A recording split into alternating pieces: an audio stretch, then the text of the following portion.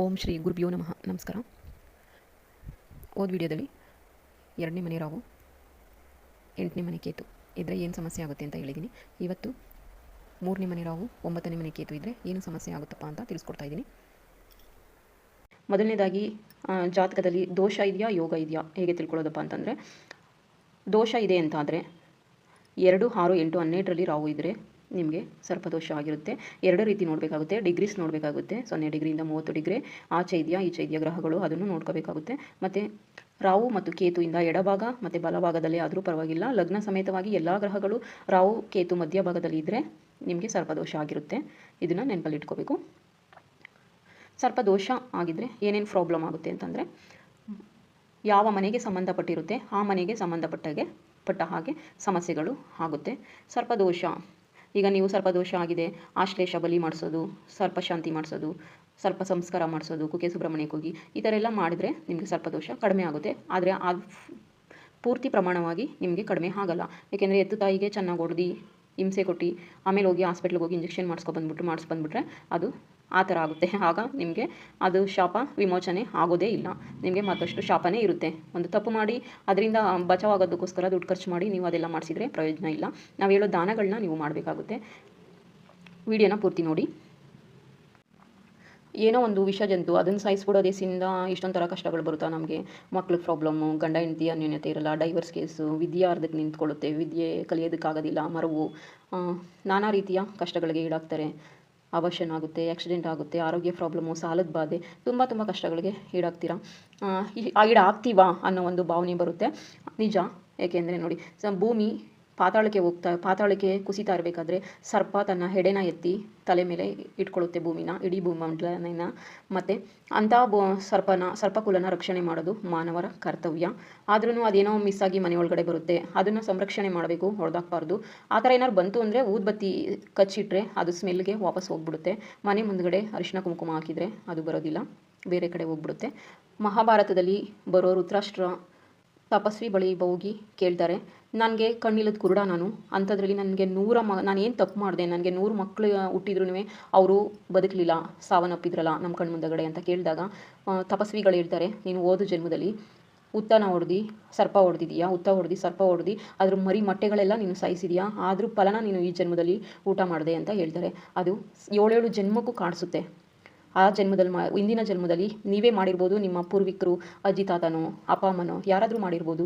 ಅದು 7 ಜನ್ಮಕ್ಕೂ ಕಾಡುತ್ತೆ. ಇದಕ್ಕೆ ಪರಿಹಾರ ಏನಪ್ಪ ಅಂತಂದರೆ, ಮಾಡಿಬಿಟ್ಟಿದ್ದೀರಾ, ತಪ್ಪಾಗ್ಬಿಟ್ಟಿದೆ ಕುಟುಂಬದಲ್ಲಿ, ತಿಳುವಳಿಕೆ ಇಲ್ಲದೇ ತಪ್ಪಾಗಿದೆ, ಅದಕ್ಕೆ ನೀವು ಪರಿಹಾರ ಮಾಡ್ಕೋಬೇಕು ಅಂತಂದರೆ ನೀವು ಸರ್ಪ ಸಂಸ್ಕಾರನೂ ಮಾಡಬೇಕಾಗುತ್ತೆ, ಮತ್ತು ಆಶ್ಲೇಷ ಬಲಿನೂ ಮಾಡಿಸ್ಬೇಕಾಗುತ್ತೆ. ಅದ್ರ ಮೀರಿ ಅಷ್ಟು ಮಾಡಿಸಿದ್ರೆ ನಿಮಗೆ 100% ಹೋಗೋದೇ ಇಲ್ಲ, ಸತ್ಯವಾಗ್ಲೂ ಹೋಗೋದಿಲ್ಲ. ನೀವು ದುಡ್ಡು ಖರ್ಚು ಮಾಡಿ ನೀವು ಅದನ್ನು ಮಾಡಿಸಿದ್ರೆ ನಿರ್ಮೂಲವಾಗಿ ಭಕ್ತಿಯಿಂದ ನೀವು ಸೇವೆ ಮಾಡಬೇಕು. ಸೇವೆ ಏನಪ್ಪ ಅಂತಂದರೆ, ಆ ಸರ್ಪಕ್ಕೆ ಊಟ ಹಾಕೋದು. ಊಟ ಅಂತಂದರೆ ನಿಮಗೆ ಅದು ತಿನ್ನೋದು ಇಲಿಗಳನ್ನ, ಆ ಇಲಿ ಸಂತತಿನ ನೀವು ಹೆಚ್ಚಳ ಮಾಡಿದರೆ ನಾಗ ಸಂತತಿನೇ ಹೆಚ್ಚಳ ಆಗುತ್ತೆ. ಅಂದರೆ ರಾತ್ರಿ ಮಾಡಿದ್ದನ್ನು ಬೆಳಿಗ್ಗೆ ಒಂದು 7 ಗಂಟೆ ಒಳಗಡೆ ಒಂದು ಅರ್ಧ ಕೆಜಿನ ನೀವು ಸಾಧ್ಯವಾದಷ್ಟು ನೀವು ನಿಮ್ಮ ಲೈಫ್ ಮುಗಿಯೋ ತನಕ ಎಷ್ಟಾಗುತ್ತೆ ಅಷ್ಟನ್ನು ಒಂದು ಅರ್ಧ ಕೆಜಿ ಅಷ್ಟು ವಾರಕ್ಕೊಂದ್ಸರಿ ಆದ್ರೂ ಇಲಿ ಬಿಲಗಳ ಹತ್ರ ನೀವು ಅನ್ನ ಇಡಬೇಕಾಗುತ್ತೆ. ಆ ಇಲಿ ಸಂತಾನ ಹೆಚ್ಚಾದರೆ ಆ ಇಲಿನ ಸರ್ಪ ತಿನ್ನುತ್ತೆ, ಸರ್ಪ ಸಂತಾನನೂ ಹೆಚ್ಚಾಗುತ್ತೆ, ಆ ಪುಣ್ಯ ನಿಮಗೆ ಸಿಗುತ್ತೆ. ಈ ದೋಷ ನಿಮಗೆ ನಿವಾರಣೆ ಆಗುತ್ತೆ. ಆದಷ್ಟು ಅಡುಗೆ ಮನೆಯಲ್ಲಿ ಊಟ ಮಾಡಿ. ನೀವು ಎಷ್ಟು kg ಇದ್ದೀರಾ ಅದರಲ್ಲಿ 1/4% ಕುಕ್ಕೆ ಸುಬ್ರಹ್ಮಣ್ಯಕ್ಕೆ ಹೋಗಿ ಇಡ್ಲಿ ತೊಗೊಂಡೋಗಿ ಹರಿಯೋ ನದಿಗೆ ನೀವು ಪೂಜೆ ಮಾಡಿ ಬಿಡಬೇಕಾಗುತ್ತೆ ಇಡ್ಲನ್ನ. ಈಗ ಮಾಡೋದ್ರಿಂದ ನಿಮಗೆ ಸರ್ಪದೋಷ ನಿಧಾನವಾಗಿ ಕಡಿಮೆ ಆಗುತ್ತೆ ಮತ್ತು ಹೋಗುತ್ತೆ. ನೆಕ್ಸ್ಟ್ ಜನ್ಮಕ್ಕೂ ಇದು ಕಾಡ್ಸೋದಿಲ್ಲ, ಇದೇ ಜನ್ಮದಲ್ಲಿ ನಿಮಗೆ ಕೊನೆ ಆಗುತ್ತೆ. ಇನ್ನೊಂದೇನಪ್ಪ ಅಂದರೆ, ನೀವು ದುರ್ಗಾ ಮಂತ್ರನ ಹೇಳ್ಕೋಬೇಕಾಗುತ್ತೆ. ಸರ್ಪದೋಷ ಯೋಗ ಇದ್ರೂ ಒಳ್ಳೆಯದಾಗುತ್ತೆ, ಮತ್ತು ಸ್ವಲ್ಪ ದೋಷ ಇರೋರು ಹೇಳ್ಕೋಬೇಕಾಗುತ್ತೆ. ಓಂ ಧೂಮ್ ದುರ್ಗಾಯೇ ನಮಃ, ಓಂ ಧೂಮ್ ದುರ್ಗಾಯ ನಮಃ, ಓಂ ಧೂಮ್ ದುರ್ಗಾಯ ನಮಃ. ಇದನ್ನು ನೀವು 1,00,000 ಸರಿ ಹೇಳ್ಬೇಕಾಗುತ್ತೆ. ಹೇಳಿದರೆ ನಿಮಗೆ ಸರ್ಪದೋಷ ಪರಿಹಾರ ಆಗುತ್ತೆ. ನಿಮಗೆ ತೊಂದರೆ ಉಂಟಾಗೋದು ರಾಹು ದಶ ಬಂದಾಗ, ಭುಕ್ತಿಗಳು ಬಂದಾಗ ನಿಮಗೆ ಈ ಸರ್ಪದೋಷದ್ದು ಪ್ರಾಬ್ಲಮ್ಮು ನಿಮಗೆ ಬರುತ್ತೆ. ಬಂದಿಲ್ಲ ಅಂದರೆ ನೀವೇನು ಭಯ ಪಡೋದೇನು ಬೇಕಿಲ್ಲ. ದಶ ಬಂದಾಗ ಮಾತ್ರ ನಿಮಗೆ ಸಂಕಷ್ಟಗಳಿಗೆ ಈಡಾಗ್ತೀರಾ. 2ನೇ ಮನೆ ರಾಹು 8ನೇ ಮನೆ ಕೇತು ಇದ್ದರೆ ಏನು ಸಮಸ್ಯೆ ಆಗುತ್ತಪ್ಪ ಅಂತಂದರೆ, ಆರೋಗ್ಯ ತೊಂದರೆಗೆ ನೀವು ಈಡಾಗ್ತೀರಾ. ಪದೇ ಹಾಸ್ಪಿಟ್ಲಿಗೆ ಭೇಟಿ ಕೊಡ್ತಾ ಇರ್ತೀರಾ. ಗಡುಸಾದ ದನಿ ಇರುತ್ತೆ, ನಿಮಗೆ ಮಾತಾಡಿದರೆ ಸ್ವಲ್ಪ ಧ್ವನಿ ಚೇಂಜ್ ಥರ ಗಡುಸಾದ ದನಿ ಇರುತ್ತೆ. ಆದಾಯಕ್ಕಿಂತ ಲಾಸೇ ಜಾಸ್ತಿ ಮಾಡ್ಕೋತೀರಾ. ಎಲ್ಲಿ ಆದಾಯ, ಎಲ್ಲಿ ದುಡ್ಡು ಇನ್ವೆಸ್ಟ್ ಮಾಡಿದ್ರೂ ಅದರಲ್ಲೆಲ್ಲ ನೀವು ಲಾಸ್ ಆಗ್ತಾ ಇರ್ತೀರಾ. ಕುಟುಂಬದಲ್ಲಿ ನಿಮ್ಮಿಂದ ಹೆಲ್ಪ್ ತೊಗೋತಾರೆ, ಆದರೆ ನಿಮಗೆ ಸಹಾಯ ಮಾಡಲ್ಲ. ನಿಮಗೆ ಗಿಲ್ಟ್ ಆಗೋ ಥರ, ನೋವಾಗೋ ಥರ ಮಾತಾಡ್ತಾರೆ, ನೋಯಿಸ್ತಾರೆ ನಿಮಗೆ ಕುಟುಂಬದಲ್ಲಿ. ಮತ್ತು ನೀವು ಕುಟುಂಬದವ್ರಿಗೆ ನೋಯಿಸ್ತೀರಾ, ಮನ್ಸಿಗೆ ಬೇಜಾರು ಮಾಡ್ತೀರಾ. ಲೈಂಗಿಕ ಸುಖ ಇರೋದಿಲ್ಲ ನಿಮಗೆ. ಯಾವುದೇ ವಿಷಯಕ್ಕೆ ಕೈ ಹಾಕಿದ್ರೂ, ಯಾವುದೇ ಒಂದು ಪ್ರಾಣಿ ಸಾಕಾಣಿಕೆ ಮಾಡಬೇಕು ಅಂದ್ರೂ ಎಲ್ಲ ವಿಷಯದಲ್ಲೂ ನಿಮಗೆ ಭಯ ಅನ್ನೋದು ಯಾವಾಗಲೂ ಇರುತ್ತೆ.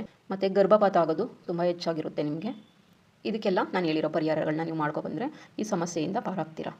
ನಿಮಗೆ ದಶಾಭುಕ್ತಿ ಬಂದಾಗಲೇ ಆಗುತ್ತೆ.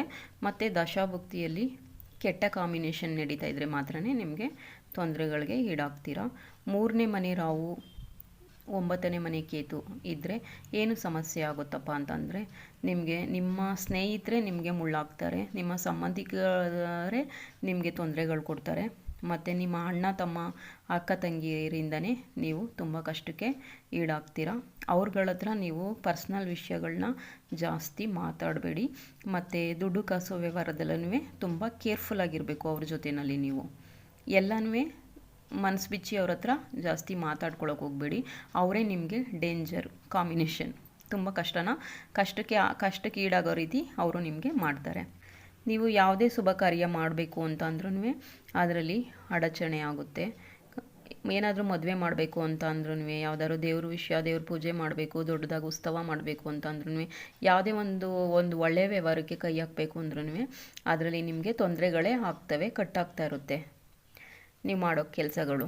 ಯಾವುದೇ ವ್ಯವಹಾರದಲ್ಲೂ ತುಂಬ ದುಡ್ಡನ್ನ ಲಾಸ್ ಮಾಡ್ಕೋತೀರಾ, ನಷ್ಟಗಳಿಗೆ ಈಡಾಗ್ತೀರಾ.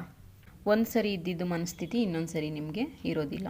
ಇದಕ್ಕೆಲ್ಲ ಪರಿಹಾರ ಏನಪ್ಪ ಅಂದರೆ, ಈಗ ನಾನು ಈ ವಿಡಿಯೋದಲ್ಲಿ ಹೇಳಿರೋದನ್ನು ನೀವು ಮಾಡೋದ್ರಿಂದ, ಪರಿಹಾರಗಳು ಮಾಡ್ಕೊಳ್ಳೋದ್ರಿಂದ, ಮಂತ್ರಗಳು ಹೇಳ್ಕೊಳ್ಳೋದ್ರಿಂದ ನಿಮಗೆ ಈ ದೋಷ ಪರಿಹಾರವಾಗುತ್ತೆ. ಇಷ್ಟು ಹೇಳ್ತಾ ವಿಡಿಯೋ ಮುಗಿಸ್ತಾ ಇದ್ದೀನಿ. ಎಲ್ಲರಿಗೂ ಒಳ್ಳೆಯದಾಗಲಿ. ನಮಸ್ಕಾರ.